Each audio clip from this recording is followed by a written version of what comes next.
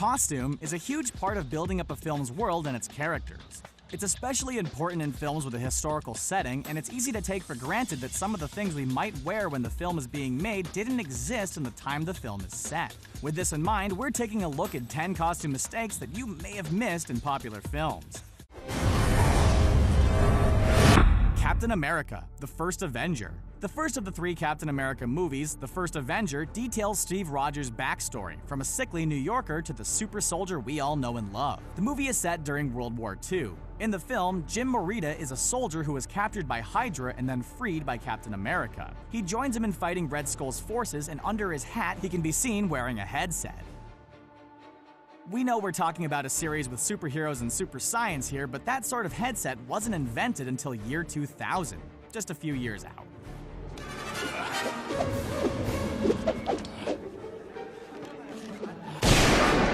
Indiana Jones, Raiders of the Lost Ark. Raiders of the Lost Ark was the first of the iconic Indiana Jones films and was also set during World War II. Jones and company are trying to stop the Nazis from getting a hold of the Ark of the Covenant, a biblical artifact which would make them unstoppable in the war. When in Cairo, a man in jeans and a t-shirt can be seen walking around in the background, and he looks more than just a little out of place. Around 20 years out of place, in fact, as jeans didn't become a staple of regular fashion until the 1950s. Possible time traveler or just a lost member of the crew? Baby, oh baby. Dirty Dancing. Dirty Dancing is an 80s icon and remains one of the most beloved dance films ever made. I carried a watermelon.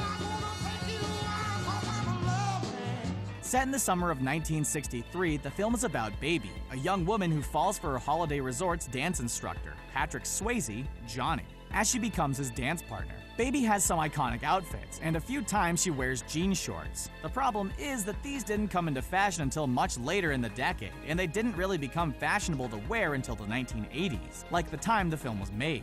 Still, shorts are probably way more comfortable to dance in than skirts.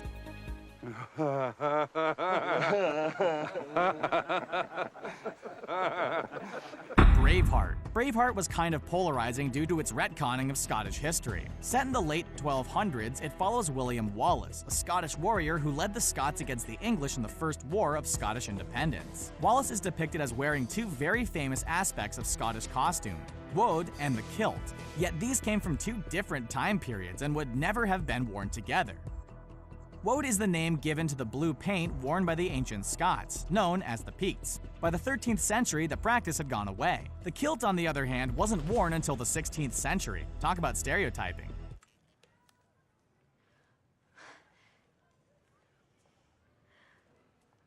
The other, Boleyn girl. Having spent most of her time in the French court, Anne Boleyn was fond of French fashion and is best known for popularizing the French hood, a type of bonnet which showed the front of the hair and had a black veil on the back to cover the hair. Showing hair was not considered proper at the time. Yet in The Other Boleyn Girl, Natalie Portman's portrayal of Anne would be seen with the hood with no veil. In real life, doing that would have had some serious repercussions to a lady's reputation, even for a queen who pushed boundaries. Nice as her hair was, it just should have been covered. You are just so... Cork just got away from me. Pearl Harbour. 1940s fashion is remembered pretty favorably for the nice dresses, the hair, and all that stuff. You know what it wasn't remembered for? Bare legs. Pearl Harbour, which was set in 1941, shows women who are wearing no stockings with their skirts. This just wasn't acceptable for women to do that yet, so no group of women would be seen out like it. As well as that, seamed stockings especially were just the fashionable thing. They were so fashionable that in England, when rationing meant that stockings stopped being produced, women would stain and paint their legs to make it look like they had stockings on. That is some dedication to fashion. We know each other. The Doors. The Doors was a biographical film about the rock band from the 1960s and 70s of the same name, focusing on their singer Jim Morrison and the rock and roll lifestyle that led to his early death at the age of 27. Throughout the movie, he wears a type of aviator sunglasses produced by Ray-Ban, which only began to be produced from the late 80s. The problem is that Morrison died in 1971, way too early to have been able to get his hands on a pair. It's only a small detail, but sunglasses are well documented to trip up films set in the past. $12,000.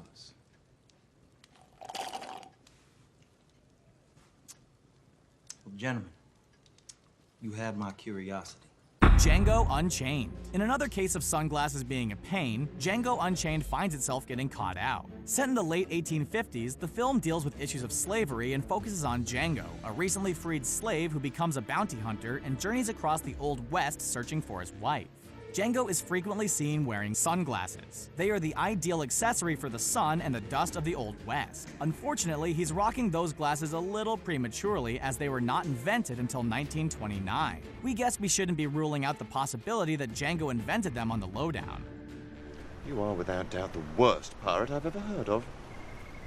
But you have heard of me. Pirates of the Caribbean, Curse of the Black Pearl. The first of the Pirates of the Caribbean movies is generally dated to sometime around or before 1720, though the exact time is debatable and a little inconsistent. The film shows Navy soldiers wearing red coats, something that they didn't do. The Navy have almost consistently worn navy because why would they be wearing any other color? It's perfectly named. They didn't wear red until much, much later, and even then it wasn't all that common.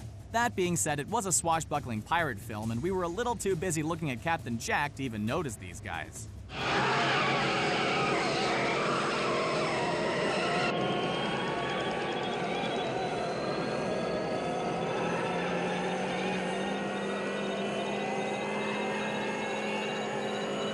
Back to the Future. Going back to 1955 led to a very confusing musical paradox over the song Johnny Be Good. But if you can wrap your head around it, there are other confusing matters about that scene. When Marty McFly starts playing with the band, he does so with a very cool ES-345 model Gibson guitar. Yet this guitar wasn't actually produced until 1958. 3 years after the scene is set. As the guitar is already there, we have to go on the theory that there was already a time traveler in Hill Valley High at the time, or, that it was just an easy mistake to make. Well, that's all we've got time for today. Thanks for watching, and we'll see you next time.